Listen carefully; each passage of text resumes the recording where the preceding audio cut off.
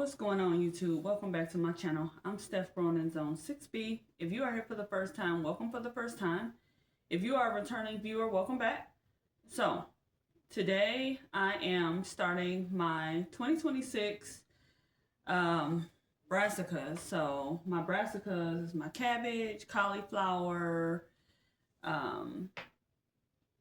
collards, broccoli, and those kind of greens. Now, in the previous years, I have just sown like kind of whatever, seeds they have at the store. But this season, I'm trying to be a little more intentional with what I sow. I am looking for specifically trying to test out vegetables that are early herb varieties, because the weather in Ohio is very sporadic, or I'm looking for varieties that are that specifically say that they are okay with weather fluctuations and that they are specifically geared for the north. Usually, if I don't, what I end up with is things that are really, really small. Sometimes cabbages that grow well. I noticed that my cabbages grow well in grow bags, but then when I put them in the ground, they don't do as well. And just, really trying to be more intentional about what it is I do to maximize my harvest. Long gone is the time where I can just kind of throw the seeds out there and let them do what they do. I actually have to do some work and put some time and effort and pay just a little bit more attention to what it is I'm doing when I'm gardening. So this is my brand new seed storage container. I absolutely love this thing. I got it from this place called Ollie's. We have this, I'm always looking for a deal. So I went to Ollie's, I'm shopping around. They have great gardening books. They also had this container. And, uh-oh, I'm dropping stuff, y'all. I forgot I had some seeds over there. If you look at this is how this is set up. You can see it has 8 spaces, and I just labeled them. I just put them in here, A through K, J through whatever, like that. And then my herbs, I put all of those in one section. And my flowers, I put those in all one section. And this is a snap tight container. See, and there's plenty of room for the seeds for me to expand my seed collection if I need to. But I'm going to be getting rid of some seeds, and and I have already gotten rid of some, and then I'm going to sow some others. Now, you see this lovely tray right here? Back in November for Thanksgiving, I had guests at my house, and somebody brought me a plastic silverware. So this was forks, knives, and spoons, and it came in this container right here. And now that the container is empty, I went ahead and used it.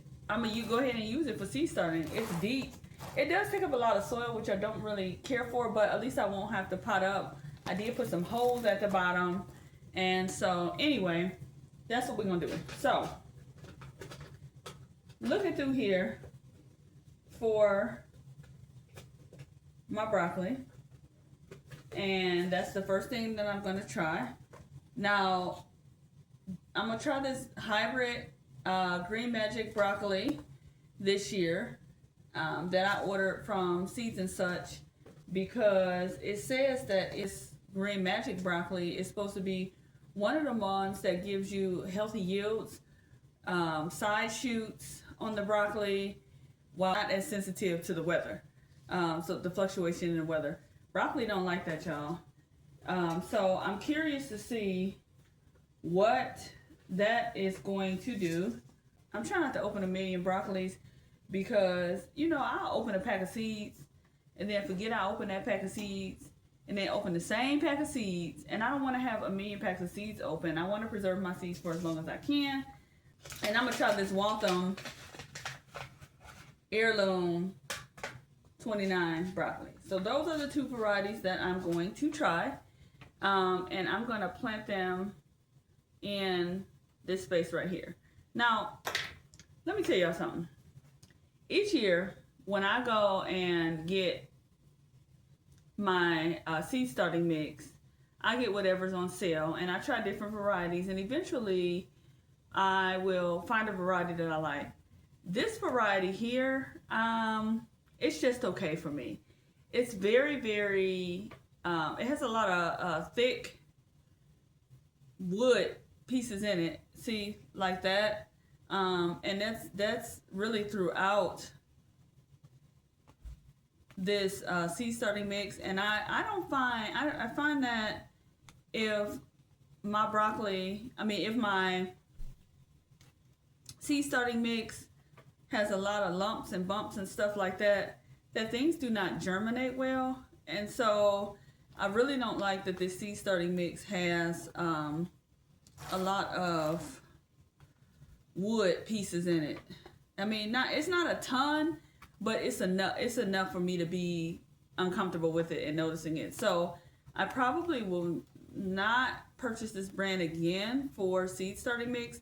Also, be aware that if you purchase seed starting mix, now I'll show y'all what it is. First of all, because y'all got a right to know. Not knocking this brand at all, not affiliated with it at all, but this is Coast of Maine. And it says seed starter right here on the bottom. But then it says specifically crafted for seed germination and rooting plant cuttings. Now, listen, y'all. I don't think any of this stuff is crafted for any of that. I don't. I don't. I don't think anything is specifically casted. This has got kelp meal, lobster crab shells, compost, perlite, worm casting, and the mycorrhiza. Now, that's cool, but I don't need all that. Now, I had a coupon, and I got this seed starting mix on sale. Now, I probably would not have purchased this if I would have looked, because this is 35, 10, 5. That's what it says is the nitrogen, phosphorus, and potassium. And for me, that's a little high. I typically start my seeds in nothing. Like no seed starting mix that doesn't have anything in it. I'm not crazy about that. But at any rate, it's what we got. And I'm not going back to the store. So let's get it going. Now, I have already pre-moistened this soil. See what I mean? This is rock in there. I have already pre-moistened this soil. As you can see, it is dark brown color. And I'm gonna quit talking and drop it.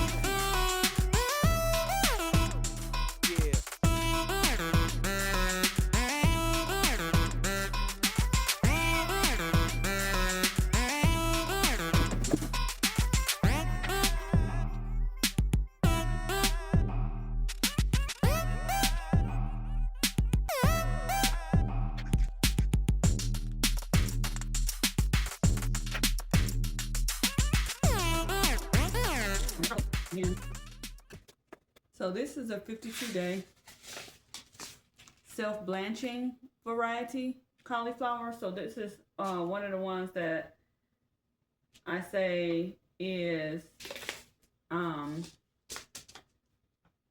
earlier variety versus the snowball cauliflower, which is 70 to 80 days. And so that's what I mean. Like, I'm just thinking that if I plant the earlier varieties that will mature a little bit quicker, if that works, then I'll have more space for my garden and I can sow something else in that space. And then B, if it works, I can also, I'll know that the earlier varieties work. What did did I plant?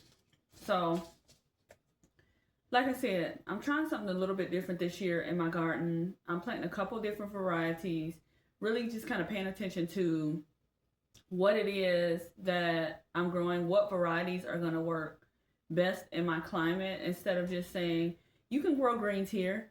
Okay, put some collard greens in the ground, they'll grow. Well, but what variety? You know, what works best? Because I know for a fact there was two varieties that I grew, and one variety was very prone to powdery mildew, and the other one wasn't. Now, I don't know if that was a coincidence that year, but I want to find out, and I want to take notes this year and be more intentional with my space. So, what did I plant? So, for collards, I did southern collards, southern giant collards, and I did Georgia collards. And so those are the two varieties that I did for that. And then for cabbage, I have this Green Express cabbage, which is a 50 to 59 days. Now, a lot of these say that they can be planted closer together. These are great for containers, and because they mature a little bit faster, I'm hoping to get that harvest faster so that I can flip the space.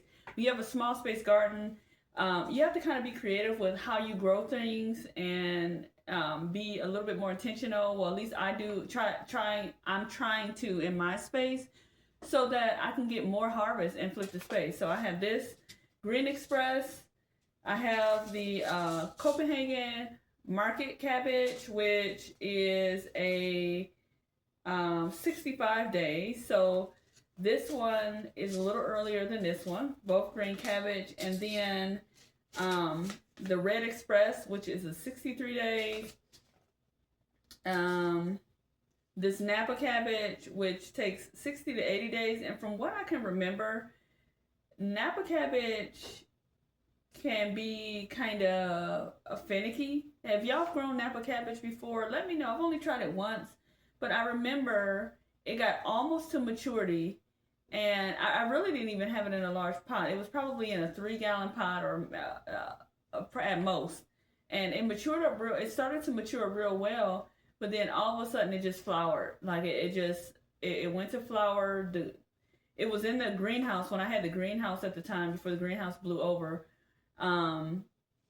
It just quickly bolted as soon as a little bit of heat hit it. So I don't know about that one. Those are the cabbages. So Copenhagen, Red Express, Green Express, and the Napa, which takes the longest and is the most finicky. Now, this is what I'm gonna say. If this Napa cabbage bolt this time like that, it's out of here. I don't have time to be fooling around with what the cabbage is doing, and if it's not working, it's not working. And then for cauliflower, I did two varieties. So I have snowball cauliflower, and then which is a 70 to 80 days. So this one will be in the garden a little bit longer. And then the self-blanching cauliflower, which is only a 52 day. So you see where the trend is going right now. So I'm figuring, for Ohio Zone 6B, I think the last estimated frost date is somewhere in the middle of April.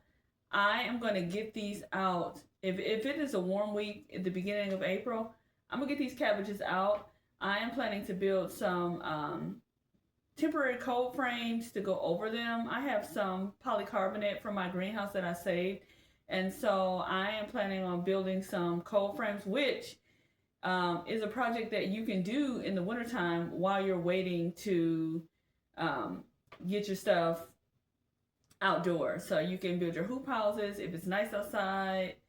You can, if we have a break in the weather, which we have not, it's freezing cold right now in Ohio. So none of this is going down right now because it's freezing cold. But these are things that you can do to prepare for the season. And then I have, for the broccoli, I'm doing two kinds. I'm doing this Waltham, and I'm doing the hybrid Green Magic, which is a new variety for me this year. And so the Waltham is 80 days. And this hybrid green magic, it doesn't say.